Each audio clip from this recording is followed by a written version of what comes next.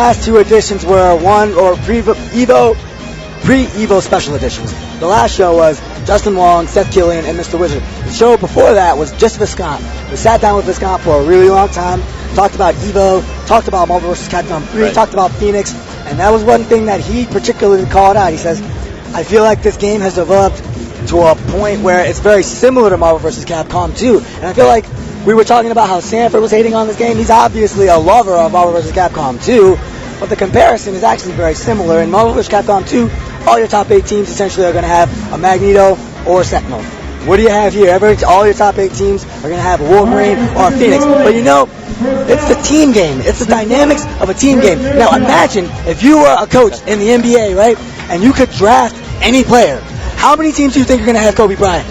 You know what I mean? Almost all of them. And once you start finding the sickest dude, Kobe works best with Powell. How many teams do you think are going to have Kobe Powell? Come on, that's just how team dynamics work. You got to find those duos that actually work, and then you have to find counter duos. You know, that's just the dynamics, and it takes time. And while you're shouting out, while you're giving your own plug, I want to plug me a little bit. I'm an entertainment and video game law attorney. That's my career in real life. Yes. This is an awesome hobby, and I love doing it. But that's my life. And I've gone out on my own. I have my own private practice now. You can check it out at dpgatlaw.com. That's my website. Check it out, please. Entertainment and video game law. We got the 5v5 coming up, as you can see there on the screen. Marvel vs. Capcom 3, East Coast versus West Coast. 5v5. Those are one of the. So the way this is done. Let's talk about this. The way this was done was by a draft. And Nerd Josh was on one side. He was the team captain for the East Coast. On the other side, Justin Wong. So we had one guy who used to live on the East Coast and was the West Coast one. And then we had one guy who used to live on the East Coast and now lives on the West Coast. Yeah. He's doing the East Coast one. He doesn't really live on the East Coast. He wishes he did, though. He was here for a month. That's a long time. He's going back. But yeah, in any case, so they both selected 4 other people to be on the team. It was completely up to them. It was their prerogative. They made their choices. Yep. So yeah, they actually. I talked to Nerd Josh a little bit. He's confident in selection. He says, "I know what we need to beat the West Coast team." So he's picked his competitors specifically to beat the other guys. And I guess he wants to go against Viscount. He did lose to Phoenix in a tournament today, so we know he's got that on his mind. He's going to bring her in early. Viscount avoiding the pressure. She's going to get out. Yep. Oh, and he punishes Wesker, brings her right back. Viscount. Oh, and he gets caught. Caught again. Oh, Josh fails to finish. Yeah, that's 2 big chances. Can't quite kill the beast. Oh, wow, what a deep cross-up. Here she is. Still got plenty of time to kill her. Oh, now she's going to get some meters. That safe dive is so strong. Gets the bounce. Dude, the homing ball and then either a teleport or a dive kick versus She-Hulk, so incredibly strong. She just doesn't have a strong angle to get through that. She's got to try to get an air grab or something. She is not a good anti-Phoenix character. It's tough. And it's rough because she's so good at snapping that you want to have her there, but then Phoenix comes in and you're like, oops, what do I do? Right. So Josh at this point is going to have to take down Wesker and Iron Man. I think he's not going to bother snapping anymore. But yeah, still has to deal with Wesker. Oh, he went for mix-ups. That big jump H though from Taskmaster, blowing it up. Hey, this is surprising. The team captain's... Wait, the team captain is playing first. Right. Nerd Josh. This has got confidence in his team.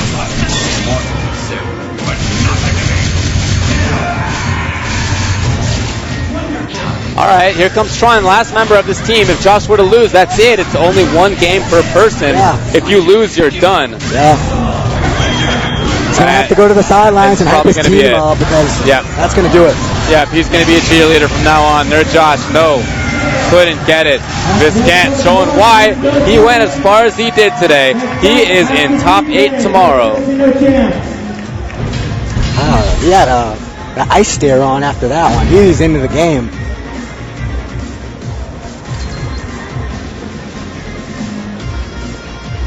See Chris Lee there, big Washington Capitals fan. Awesome. I lived in DC for a while, so I adopted them as my second team. Oh yeah. All right. Yeah, great job there by Nerd Josh. And I don't actually know whether they had to pre-commit to a team lineup. Order? Yeah. Yeah, in order. I don't know. It looks like they're conferring right now about what to do next. Oh, you know, I wonder how this format goes. It probably is format dependent because it's not like you can. Whereas in the other format, you can decide who do I want next to counter this guy. But in this format, it's A versus A and B versus B. Maybe the loser would get to know who the other guy is and they can select their B. Maybe they have to pre-select their format. I'm not sure what we're running right now. Right. Now that's Master CJ. That's right. And that's Filipino champ on the right. Master CJ, you might not know him if you don't watch a lot of break streams. I know I didn't. But he was in my bracket. And he blew me up. Good Lord. He blew me up so hard. So hard. He's impressive.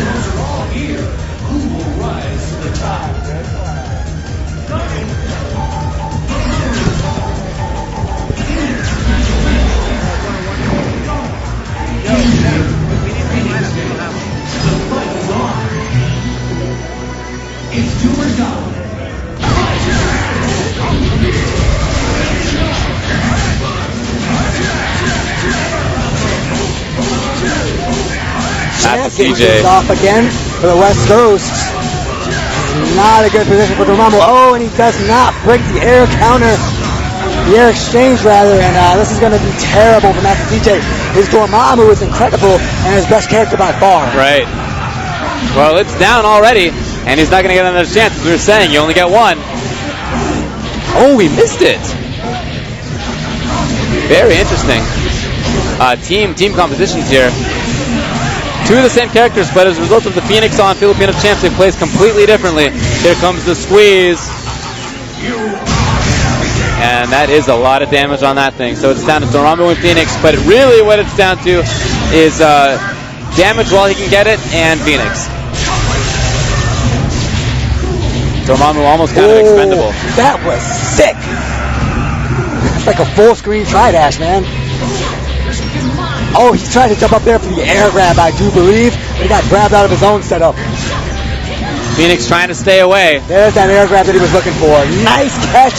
Yeah, on that grab, the opponent's there for long enough to dash over from almost full screen. You gotta fly and dash like he did. Very nice. It's gonna break a dog. Oh no! Oh no! That's a big punish there from Filipino champ. Now, you know, not gonna do a ton of damage because he doesn't have super. Yeah. But just the ability to get away from having to use Dark Phoenix already is a huge benefit to him. Oh, overhead. Just outside of range. That CJ was blocking low, I do believe. Wow. That move has a huge hitbox. Yes. Kind of reminiscent of Zero's. Jump head hits all over the place. That's going to be it. Filipino champ for the West Coast. And currently the score is 2-0 West Coast. 2 Phoenix is up.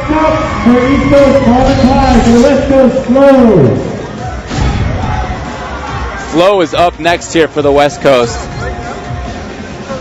Very strong player.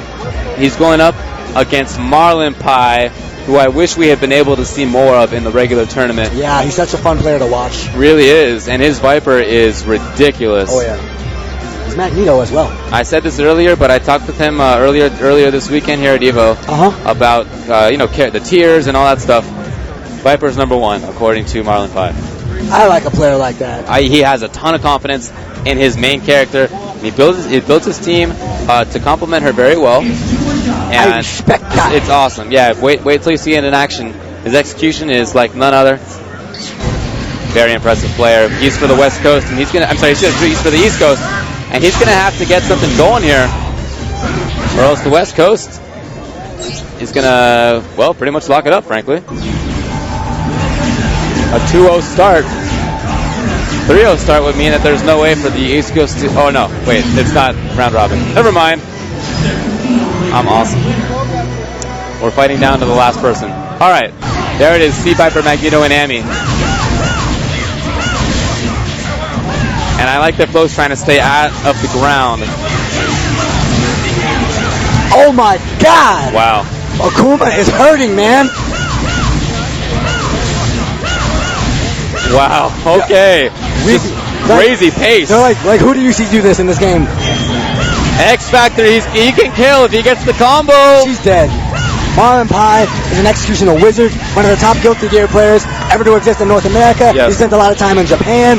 He has dexterity, man. He has hand skills. Oh! Wow, wow, wow. That was sick, man. He feint canceled all reaction to the X Factor. He was just going to block. Ooh, I like it. Putting the pressure on. Flo actually snipped it out, but got blown up by the Magneto Disruptor. Oh, trying to avoid the X Factor, but he just wasn't blocking any of the big hit from Wolverine. And a bit of a groan from the crowd there. They love watching that Viper. But still, Magneto is very impressive, as we were saying earlier. All right. Marlon Bauer looking to put the East Coast up on the board here. Yep. Wolverine, all that's left. Oh, there's not that much that Flo could do, but no punish by Wolverine Marlon. just swung twice and totally whipped at Magneto's cape. His cape should be ripped to shreds right now.